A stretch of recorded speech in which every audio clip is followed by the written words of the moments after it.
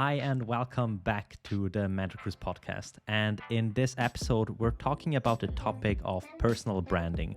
Certainly a topic that's not uncontroversial. Maybe you remember something from our very first episode. Yeah. Personal branding is kind of a cringe term, Right. but it is, there's some truth to it. And I think it comes down to one side of the spectrum being very against it, like staying authentic at any cost, letting your work speak for itself. And on the other side, you maybe have people overdoing it a little bit and create a very unauthentic and brandable version of themselves. Our guest today is luckily somewhere in between.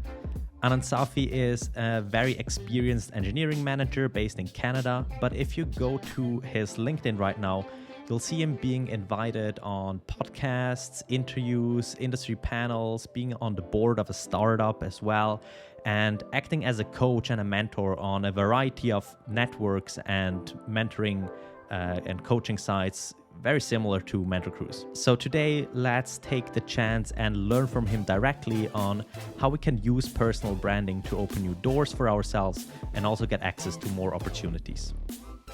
Hey, Anand, thank you so much for joining me. Nice to be here, Dom. Thank you for having me. Before we start into the whole topic of personal branding, why don't you introduce yourself and tell our listeners and everyone that is watching as well who you are, what you do? So, I currently am a senior engineering manager at Mark 43.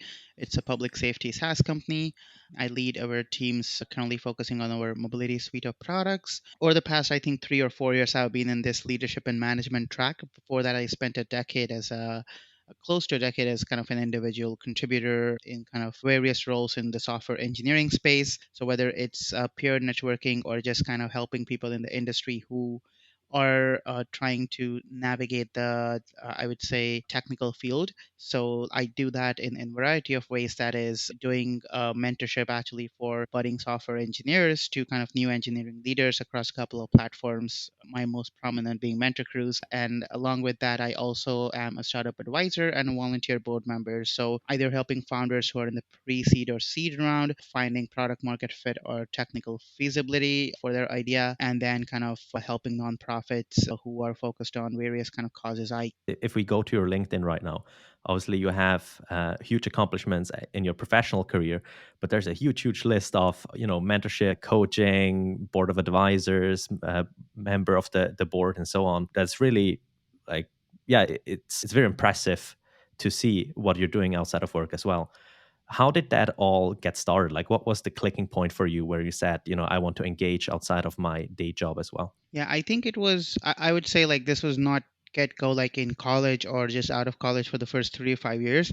It started when probably I would say I was at a midpoint in my career that I was at least a tad bit over this imposter syndrome that what am I doing in this industry or does it even belong here? I still continue to have it in kind of day in, day out, even in my leadership journey actually. But this was when I think I found my niche in terms of, okay, this is what I enjoy doing. That is, I love being in the engineering space in the product development team, and then I also care about kind of building products customer love.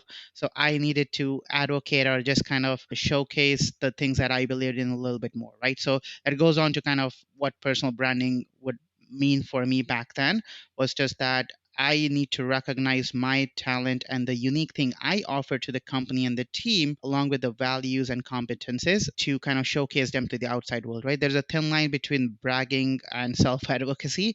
I was just trying to realize on how to kind of present myself in a composed lens to kind of my team, peers, and the org on this is why I'm equally valuable as a software engineering fellow, along with any other engineer who might be heads down focused on the technical track and career progression in that sense. I think a lot of people are in those shoes, right? That they're so deeply inside that technical track or in a certain track that it's really hard to branch out from that. What like actionable steps did you actually take when you took that decision to branch out and maybe start mentoring? What was the first thing that you did to get on that path? I definitely realized that I need to be a little bit more proactive rather than just kind of thinking that magically something would happen actually. So I started speaking a lot more in terms of with my direct manager, with my peers, in terms of just kind of this is the things that interest me. I also started kind of doing skip level meetings with kind of the head of divisions in terms of this is where I think I can help. So it was just again not hoping that something magical would come out of that.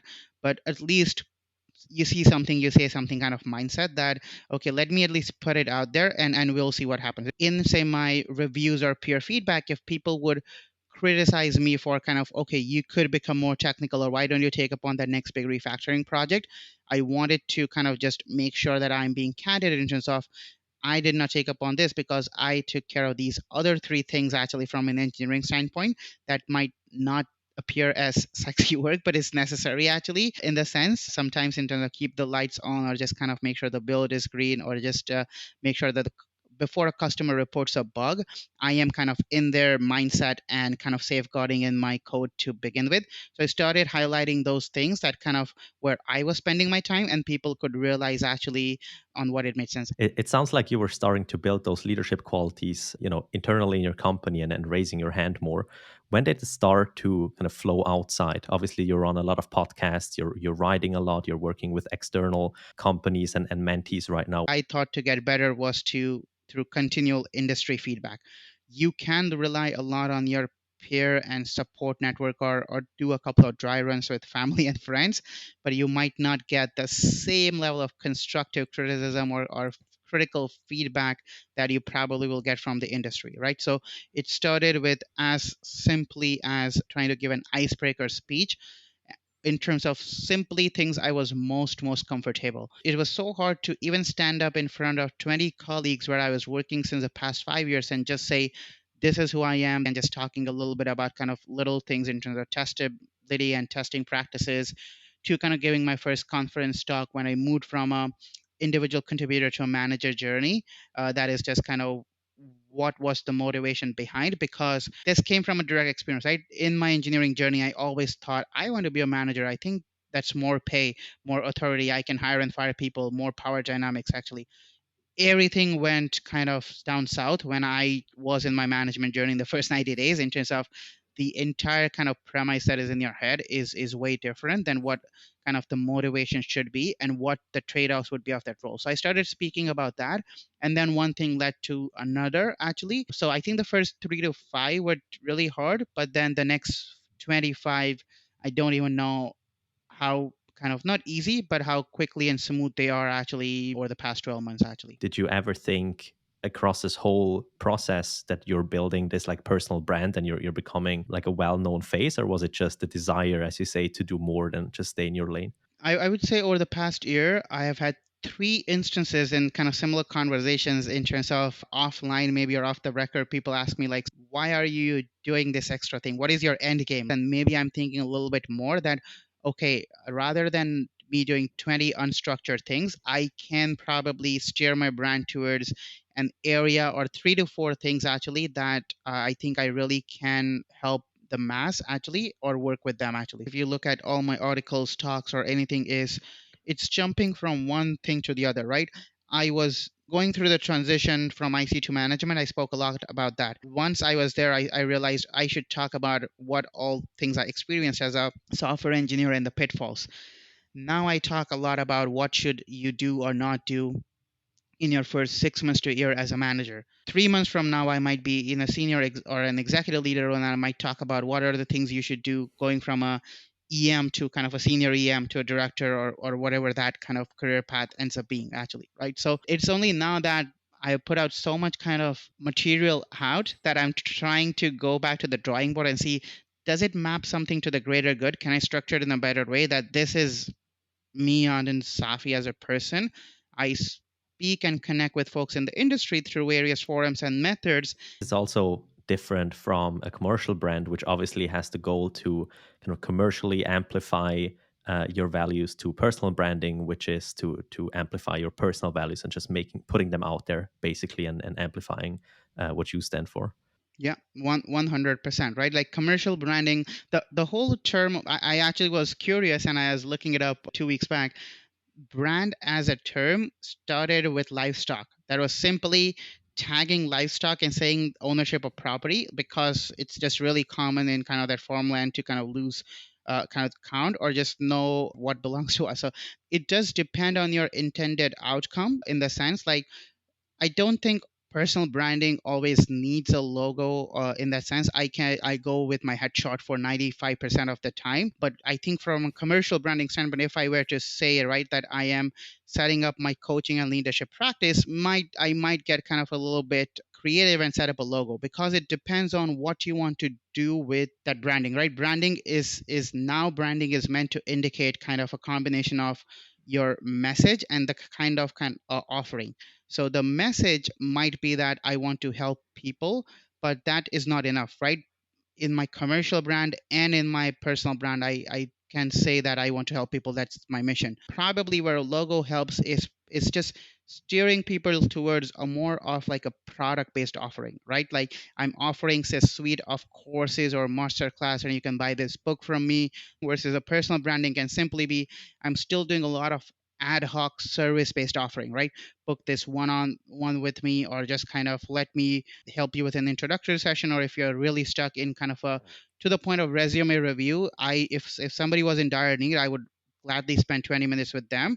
I doubt if I said this is my academy, then I would be able to kind of say, okay, yes, just this is my calendar link, book 20 minutes, right? I would need to approach it in a much more product and business centric way, actually, on how do we make this a transaction, versus this can be ad hoc, let's do it, and then the process, let's see if this can be done as a part of transaction. So I feel that if possible, and if you are able to and willing, I can also be compensated in some form. But I think for business ones, the focus is a little bit more in terms of driving enterprise value. The enterprise is a very big term for just the kind of commercial branding we are talking about, but it's establishing some form of market presence and value building, and that often is tied to some form of monetary gains, actually. Aside from all the monetary gains and kind of the monetary income that comes from a strong personal brand, have you experienced, other doors and opportunities opening up to you since you've gone more public with your work? 100%. Yeah. I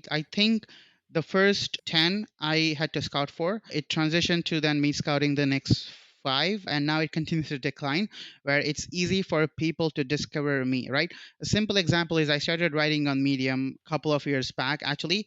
Then it moved to Vocal, and now there are platforms like Hashnote, Tailfeed, a new one coming out every 3 months, which is great. I definitely like more players in the market mindset, actually, but all these new platforms are looking at creators actually who contributed in a specific area of expertise, where they want to start kind of bootstrap it actually and looking for experts. So I get these very usual LinkedIn inbounds like every week in terms of this is the new platform starting. We have identified you as an industry expert. Would you like to contribute on those things? So that is probably much on an automated mode. Similarly, openly, I would say Mentor Cruise was my first and still continues to be my most prolific mentorship platform. That has caused so much benefit to me actually over the past 6 to 9 months in terms of these other mentorship platforms that have come out, actually, because I was able to leverage Mentor Cruise and work with so many diverse and geographical kind of mentor mentees, and had the reviews that kind of positioned me as somebody who was credible, right? A lot of people offer mentorship, but to give your heart and soul and kind of maybe even that gets you there, but to really make a difference, if somebody takes the time to review you back, it does stand out in that sense. So that led me to now being approached by cohorts of kind of startup founders or industry leaders or just kind of engineering cohorts to say, would you like to be a judge in our hackathon, or would you like to be a mentor for a smaller cohort period of time where you work with just one individual in pair? So let's do a little thought project. You already were in a leadership position, basically, or you were looking to enter that leadership position. If I'm earlier in my career, maybe one of your direct reports, for example, what can I do, maybe not coming from a position of authority, to get more of those chances and maybe build my personal brand over time as I progress in my career? I would say there are two parts of this, right? One is you are trying to just start kind of being more vocal and speaking about kind of the things you believe in within your company and your network, versus one you are probably willing to make an industry move to kind of make just kind of a messaging to the masses and kind of seeing that you can work with people in the industry. For the first one, I would say definitely trust your peer and internal company network, actually. There are ton or plethora of opportunities that you might not even realize. The most kind of tricky thing in software engineering we say is often, oh, there's not enough documentation. it could be as simple as starting with documentation. If you're able to put the things that you really know and well kind of believe in from an area of your experience or expertise, and you can become a better writer, that translates immensely into when you need to write kind of articles or just speak on these kind of forums in terms of personal branding. So it could be as simple as in kind of your role currently, starting with writing kind of some form of documentation, or just kind of asking kind of your peers and even your trusted network in terms of where do you think I could spend better time actually, right? Peer feedback is a very tricky process. Companies and teams are still trying to perfect actually, and even I going through the same with my kind of my teams or anything in general. But if we are able to crack that, I think there's immense value, and it amplifies the growth of yourself as an individual in the right direction actually. So that is starting in that regards. And then I would say try for organic growth and patience, right? Like whatever we discussed multiple times, we mentioned that it takes years. It's not days or weeks actually, in the sense. So I would say definitely aim for organic growth and make kind of material or kind of success in any form like a secondary thing, rather than at least willing to change one process, one thing, or kind of inspire one individual. That's the bare metrics you start with actually. And then you'll see the one becomes 10 and the 10 to 100 is really easy in that sense, right? There are a lot of kind of tools, tricks, tips, and materials actually that can help you optimize, but I don't think that can help you set the foundations, right? We are currently talking about setting the foundation stage.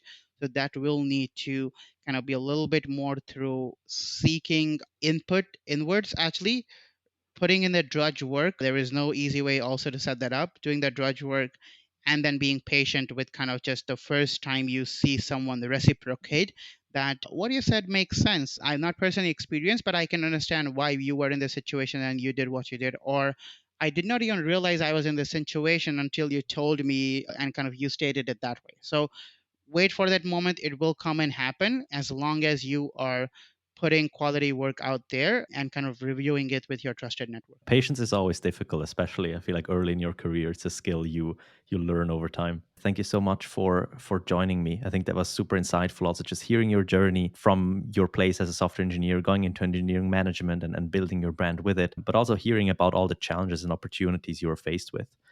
Obviously, you're on Mentor Cruise. You're one of our top rated mentors, and we're going to link your profile in the description and everywhere else where this podcast can be seen or listened to. Did you have any other places that we can follow up with you, follow your journey? Where are you most active online?